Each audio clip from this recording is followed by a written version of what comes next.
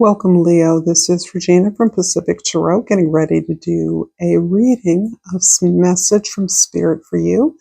As many of you may know, we're just past the new moon in Aries that is having a big impact on your aspirations, your dreams, and loosening up some of the shutdown many of you may have experienced in the past around acknowledging what you truly desire, what you truly want. I have pulled the Rest card from the Nap Ministry here as a way of helping you to deal with the cellular level changes you are experiencing in this moment. The card reads, I am enough. The systems I live under can be harmful. I can rest. How can you create individual and collective rituals of healing for yourself and your community? Can the idea of unplugging for an entire day be reimagined to small moments each day? What would integrating rest practices into your day look like? What can you imagine? So this is beautiful wisdom. And I also pulled from the Seed and Sickle Oracle the Moonwort. And number 15 may be important to some of you, but I'm going to read both guidebooks for this card. A commonly cited magical property of the moonwort fern is the power to pierce iron. There is said to be a hill in Devon in the UK so covered in moonwort that 30 freshly shod horses belonging to the Earl of Essex once lost their horseshoes while being ridden across it. Like moonwort, you can find inside of you the power to conquer any hurdle that stands in your way. You may feel small and easily trampled, but every barrier that stops you from moving forward has its weak point. Embrace your inner strength and find it.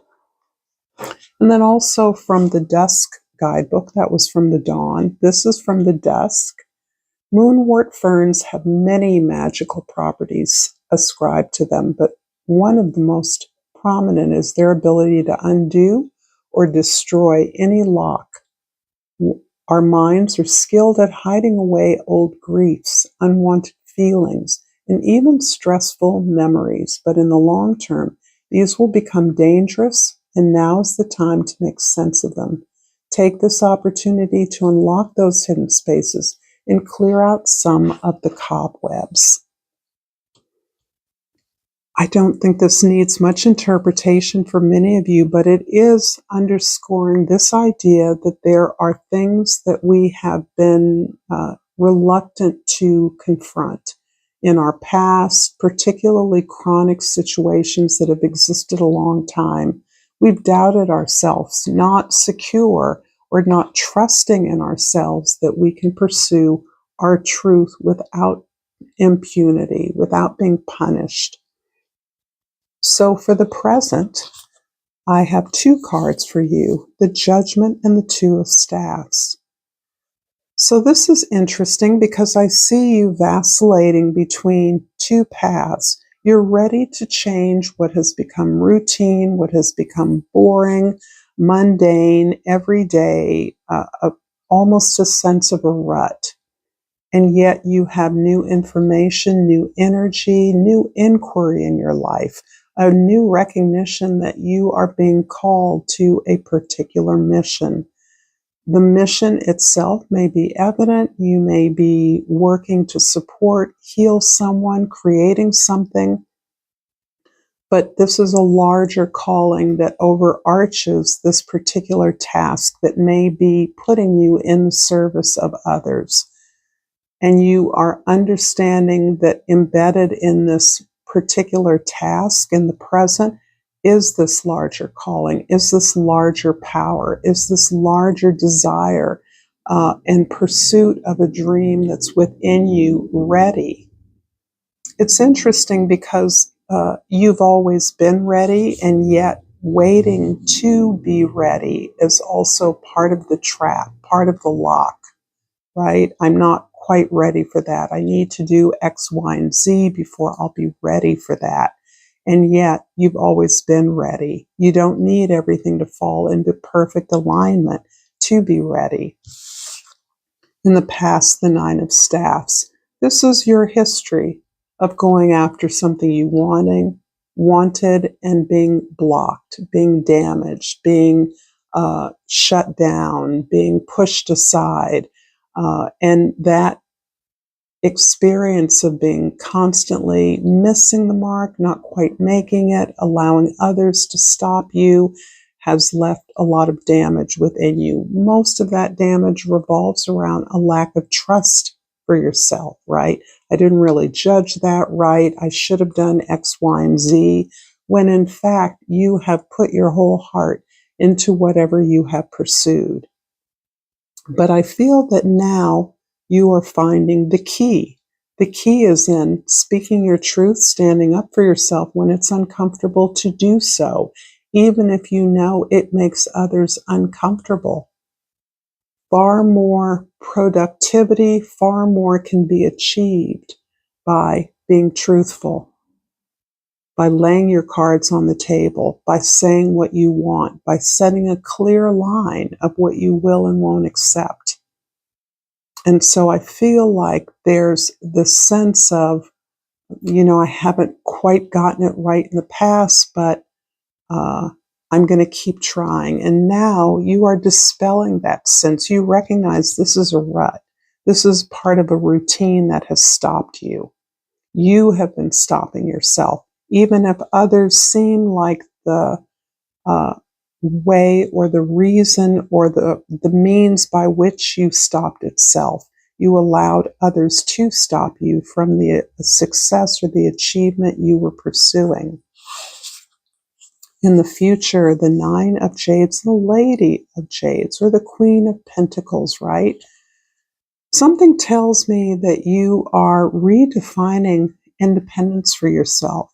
You once had, I would say, a fairly traditional idea of what was how you could assert your power, and that power was in practically supporting the success of others, helping others to sort and find where their strengths were, and helping them to pursue their dreams on the basis of what they were good at. You were good at propping everything up so that they were in a position to move forward with your help. And you did that gladly. You did that with love. You did that with the expectation that you would be rewarded. But that's shifted. You're now understanding that you don't need another to be out front, that you don't need to let someone else stand for you or stand up for you. What you need is for you to stand up for yourself and declare that only you know what is best for you, that you are your own authority. It doesn't mean that you can't be in relationship with partners, with business partners, with colleagues, with friends. It means that you recognize that you are capable of cultivating your own interests and talents. And in doing that, you recognize this is a process of investment, reinvestment. I always invest in myself so that I can maximize my rewards, my potential. And that gives me the ability to enjoy the fruits of my labor on my own terms.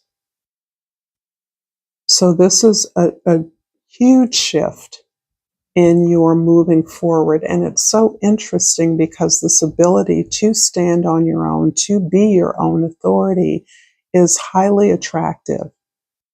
It's much more attractive than, I believe, or it's not a comparison really, but it's a different kind of attraction than, say, a traditional partner or a traditional wife model or supporter model, where you are the power behind the throne. This, you are both. You are your own power. You are your own throne. Leo, if this reading is resonating for you, please like this video. Please share it with others and subscribe to my channel, Pacific Tarot. I really do appreciate your presence here with me now. So I'm going to clarify the Nine of Staffs in the past with 2 cards, please. The Seven of Wands and the Seven of Swords. Interesting, because sevens are about you being on the path for you. And it's interesting because the whole idea about trust, being defensive, having to defend yourself, the wall is up. You're not quite sure. You're suspicious of the motives of others who approach you, is being something that you now are protecting yourself about and recognizing that their resistance to your ideas, your efforts, are not what's blocking you. What's blocking you is you're letting their dismissal, their criticism, they're not taking you seriously from blocking you. And I hope you're understanding the distinction because it's important. This is the way in which you allow others to stop you. But who's really stopping you? You are.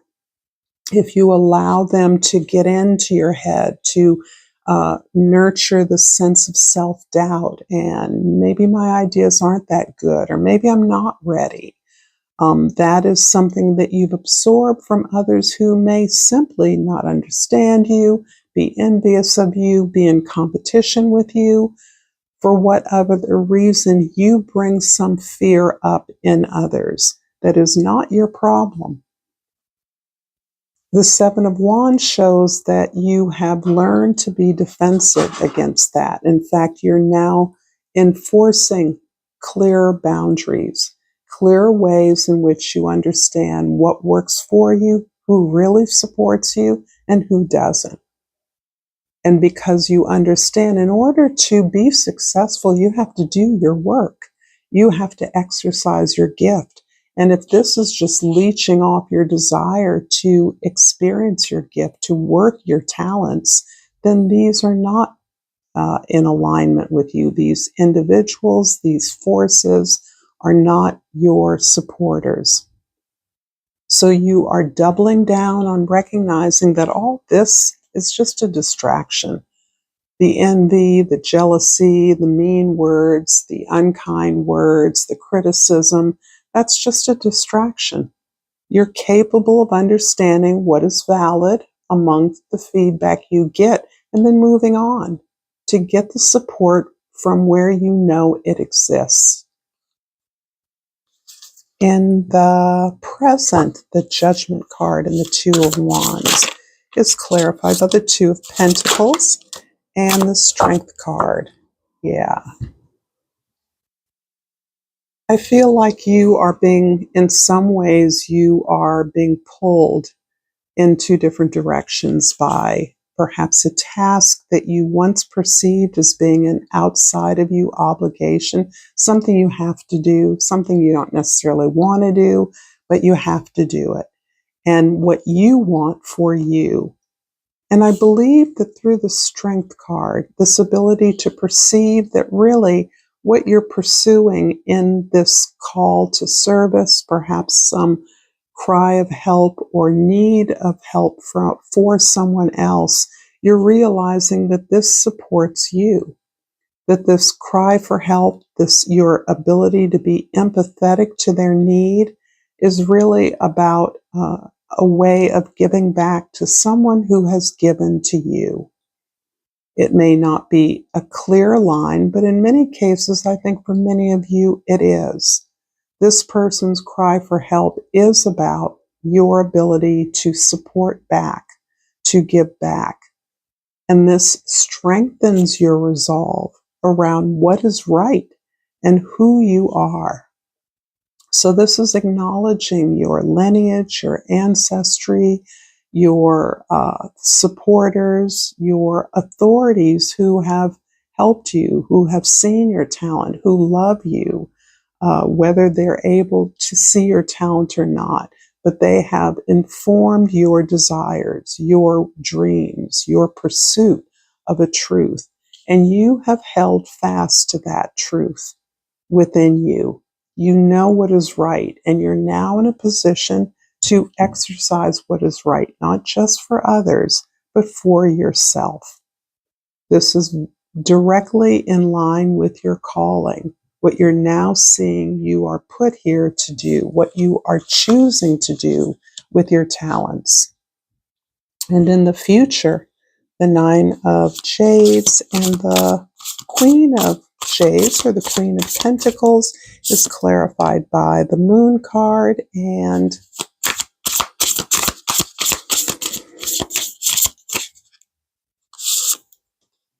the Page of Pentacles. Yeah, I love it.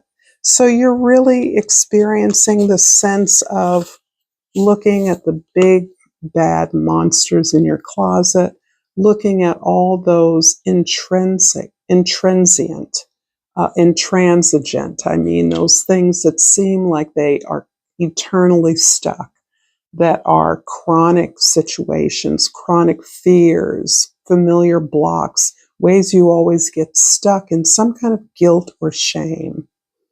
This is about actually your ability to be open to ways to re-experience that.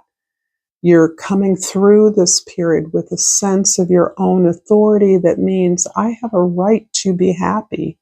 I have a right, I deserve what it is that I desire. And I owe no apologies for that. I've done the work.